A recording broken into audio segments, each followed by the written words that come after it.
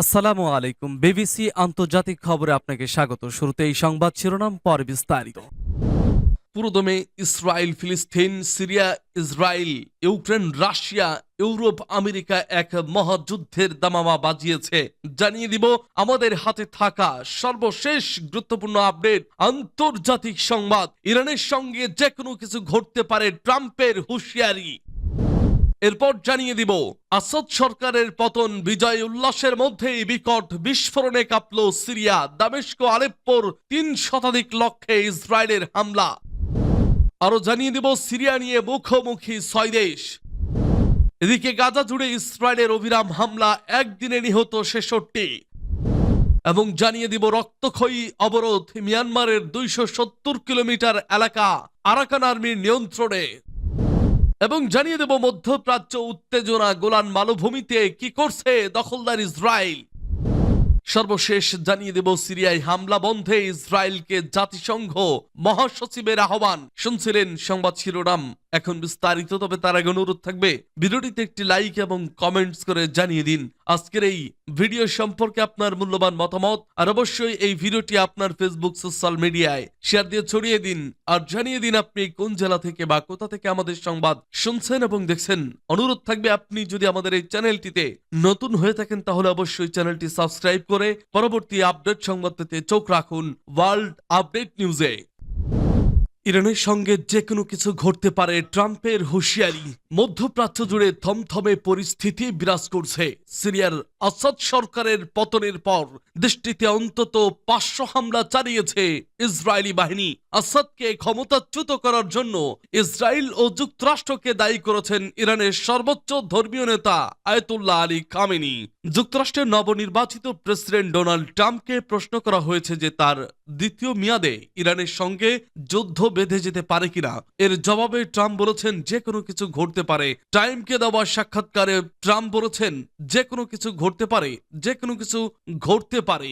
এখন অত্যন্ত অস্থির পরিস্থিতি।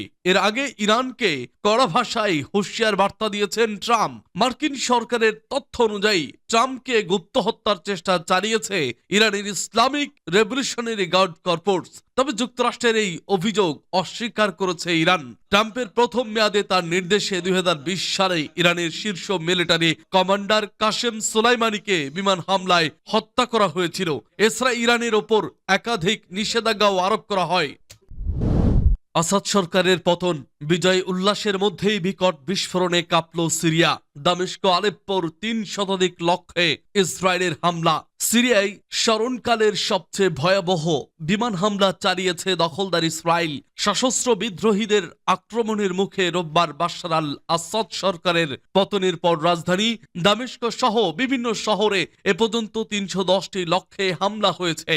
সিরিয়ার সামরিক বাহিনীর বিভিন্ন স্থাপনা, অস্ত্রাগার, বিস্ফোরক মজুদের স্থান, বিমানবন্দর, নৌঘাঁটি ও গবেষণা কেন্দ্রকে লক্ষ্য করে এসব হামলা চালানো হয়। ইসরায়েল বলছে কট্টরপন্থীদের হাতে যাতে অস্ত্র না যায় সেজন্য তারা হামলা চালাচ্ছে।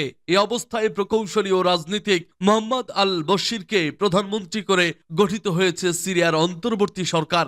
আগামী ১ মার্চ পর্যন্ত এই সরকার কার্যকর থাকবে।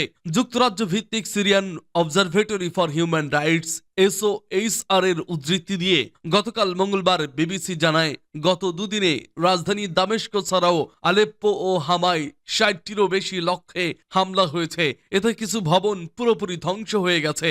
SOHR এর প্রতিষ্ঠাতা রামি আব্দুল রহমান বলেন, এসব হামলার মাধ্যমে সিরিয়ার সামরিক বাহিনীর পুরো সামর্থ্যকে নষ্ট করে দেওয়া হচ্ছে। সিরিয়ার সার্বভৌমত্বেরও লঙ্ঘন হচ্ছে। গণমাধ্যমে প্রকাশিত ছবিতে দেখা যায় লাতাকিয়ায় সিরিয়ার নৌবাহিনীর একাধিক জাহাজ ইসরায়েলি হামলায় ধ্বংস হয়ে গেছে। আসাদ সরকারের পতনের পরপরই রোববার সীমান্তের বাফার জোনের দখল নেয় ইসরায়েল। সোমবার খবর বের হয় ট্যাঙ্ক নিয়ে ইসরায়েলের প্রতিরক্ষা বাহিনী বা IDF দামেস্কের দিকে এগোচ্ছে। পরে IDF এ দাবি অস্বীকার করে। সৌদি আরব, কাতার, মিশর এ আগ্রাসনের নিন্দা জানিয়েছে। সৌদি আরব বলেছে এ ধরনের কর্মকাণ্ড সিরিয়ার স্থিতিশীলতা অর্জনের পথ আটকে দেবে। কাতার বলেছে অস্থিতিশীলতার সুযোগ নিচ্ছে ইসরায়েল। এ অবস্থায় পরিস্থিতি স্বাভাবিক করতে কাজ করছে সিরিয়ার নতুন প্রশাসন। প্রথমবারের মতো গতকাল রাজধানী দামেস্কে ব্যাংকগুলো পুনরায় খুলেছে, সেই সঙ্গে খুলছে ব্যবসা প্রতিষ্ঠানও। সড়কে ফিরেছে গাড়ির বহর, থেমে নেই বিজয়ের উদযাপন। রাস্তায় নেমে উল্লাস করছেন সিরিয়ার বাসিন্দারা। দেশের বাইরেও নাগরিকদের উল্লাস দেখা গেছে। সিরিয়া নিয়ে মুখোমুখি 6 দেশ। সিরিয়ার সঙ্গে সীমান্তবর্তী অসামরিক এলাকা দখল করে নিয়েছে ইসরায়েল। বাশার আল আসাদের ক্ষমতাচ্যুতির পর সুযোগ বুঝে ইসরায়েল এমন কাণ্ড ঘটিয়েছে। তবে ইসরায়েলের এমন পদক্ষেপে ক্ষোভ প্রকাশ করেছে কয়েকটি মুসলিম দেশ। এ নিয়ে তারা কড়া ভাষায়ও কথা বলছে তারা। তবে ইসরায়েলের সমর্থনে এগিয়ে এসেছে তার পশ্চিমা মিত্র কয়েকটি দেশ।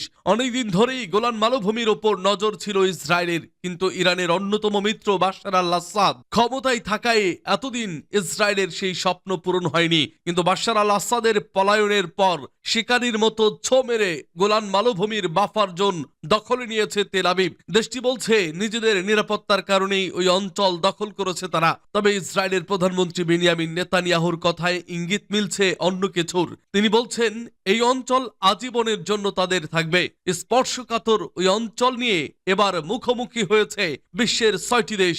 সিরিয়ার অঞ্চল দখল করে নেওয়ায় তীব্র নিন্দা জানিয়েছে কাতার, তুরস্ক ও মিশর। তবে যুক্তরাষ্ট্র ও যুক্তরাজ্যের মতো মিত্র দেশকে পাশে পাচ্ছে ইসরায়েল। তবে মার্কিন মিত্র ফ্রান্স বেঁকে বসেছে।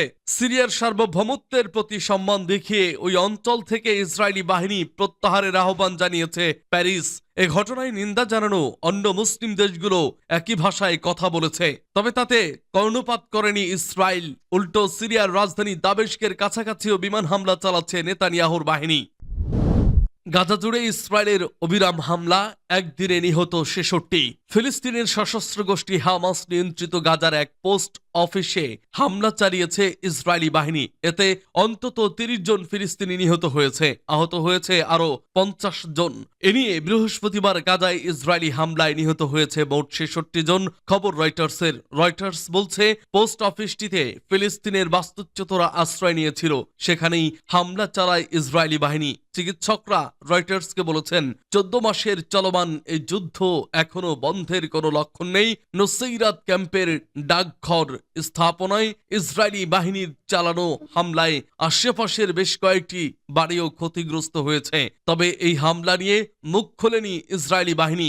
এছাড়া রয়টার্স জানিয়েছে বৃহস্পতিবার সকালের দিকে গাজার দক্ষিণ অঞ্চলে 2 বার হামলা চালিয়েছে ইসরায়েল। এতে অন্তত 17 জন নিহত হয়েছে। ইসরায়েলি বাহিনী এক বিবৃতিতে বলেছে মানবিক সহায়তা নিরাপদে পৌঁছে দিতে এই হামলা চালানো হয়েছে। ইসরায়েলের অভিযোগ হামাসের সদস্যরা গাজায় বেসামরিকদের জন্য পাঠানো ত্রাণ সরবরাহে বাধা দেওয়ার পরিকল্পনা করছিল। বিবৃতিতে আরো বলা হয়েছে সন্ত্রাসী কার্যকলাপ চালিয়ে যেতে হামাস সদস্যদের ত্রাণ হাইজ্যাক করার পরিকল্পনা ছিল। তবে হামাসের সূত্র জানিয়েছে সশস্ত্র গ্যাং বারবার ত্রাণের ট্রাক ছিনতাই করেছে এবং তার রুখে দিতে হামাস টাস্ক ফোর্স গঠন করেছে। এদিকে গাজা সিটির আল জালা স্ট্রিটের এক আবাসিক ভবন এবং নুসৈরাতের পশ্চিমে এক বাড়িতেও হামলা চালিয়েছে ইসরায়েল। এতে অন্তত 22 জন নিহত হয়েছে। গত বছরের অক্টোবর থেকে গাজায় হামাস ও ইসরায়েলের মধ্যে যুদ্ধ চলছে।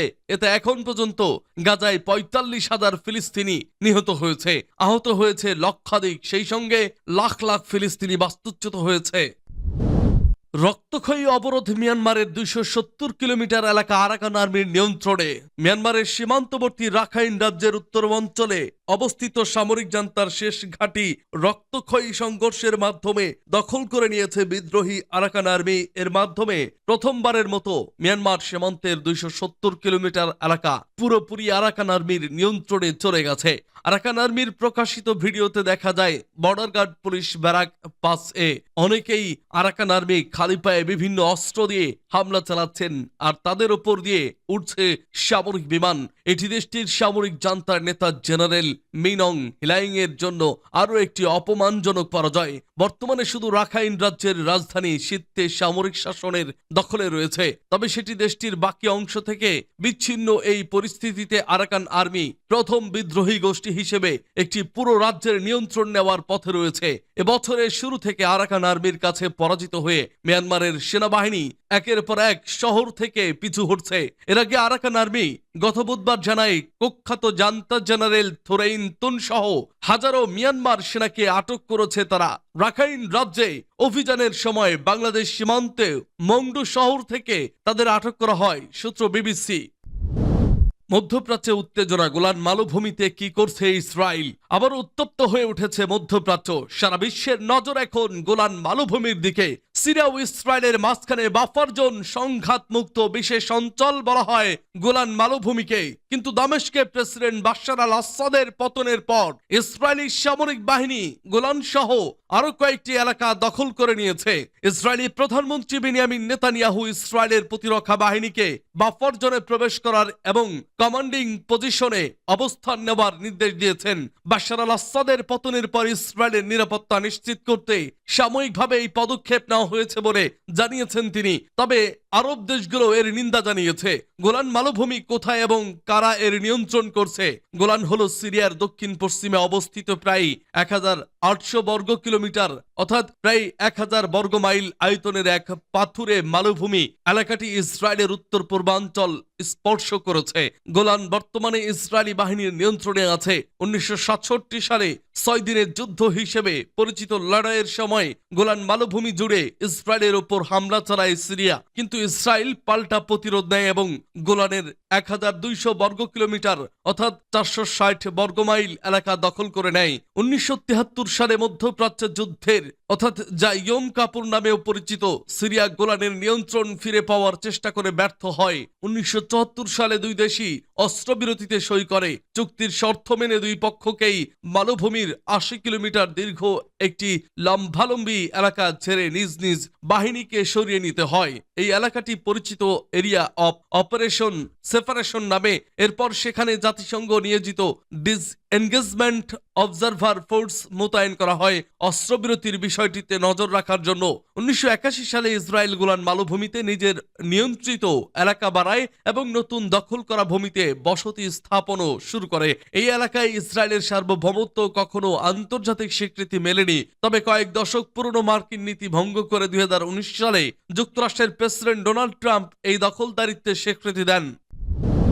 সিরিয়ায় হামলা বন্ধে ইসরায়েলকে জাতিসংঘ মহাসচিবের আহ্বান। সিরিয়ায় বাশার আল আসাদ সরকারের পতনের পর দেশটির সামরিক স্থাপনায় একের পর এক হামলা চালাচ্ছে ইসরায়েল।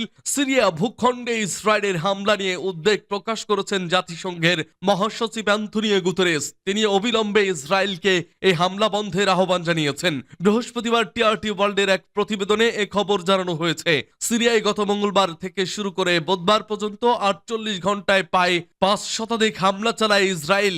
এছাড়া সিরিয়ার সীমান্ত বরাবর বাফার জোনে 1974 সালের চুক্তি ভেঙে সেনা মোতায়েন করেছে বেনিয়ামিন নেতানিয়াহু সরকার। এসব হামলা এবং সেনা মোতায়েন সিরিয়ার সার্বভৌমত্ব এবং আঞ্চলিক অখণ্ডতার সাম্প্রতিক ও ব্যাপক লঙ্ঘনের তীব্র নিন্দা জানিয়েছে। ফ্রান্স, ইরান, মিশর, তুরস্ক সহ অনেক দেশ এবার ইসরায়েলকে সিরিয়া হামলা বন্ধ করতে বলেছেন জাতিসংঘ মহাসচিব। এক সংবাদ সম্মেলনে জাতিসংঘ মহাসচিবের মুখপাত্র স্টেফেন ডুজারিক বলেন, সিরিয়ার বিভিন্ন স্থানে শত শত ইসরায়েলি বিমান হামলার বিষয়ে মহাসচিব উদ্বিগ্ন। সারা দেশে সব ফ্রন্টে সহিংসতা কমানোর জরুরি প্রয়োজনের উপর জোর দিয়েছেন তিনি। 1974 সালের চুক্তির বিষয়টি উল্লেখ করে এই চুক্তির সঙ্গে অসঙ্গতিপূর্ণ হবে এমন সব পদক্ষেপের নিন্দা করেন। এই চুক্তি অনুযায়ী সিরিয়া এবং ইসরায়েলের মধ্যে বাফার জোন অসামরিক এলাকার সীমানা নির্ধারণ করা হয়েছে। সিরিয়ার সামরিক স্থাপনাকে লক্ষ্যবস্তু করে এই হামলা চালাচ্ছে দখলদার ইসরায়েল। ইসরায়েলের প্রতিরক্ষা মন্ত্রী ইসরায়েল কাটস বলেন, সিরিয়ার নৌবাহিনীর উপরও হামলা চালিয়েছে ইসরায়েলি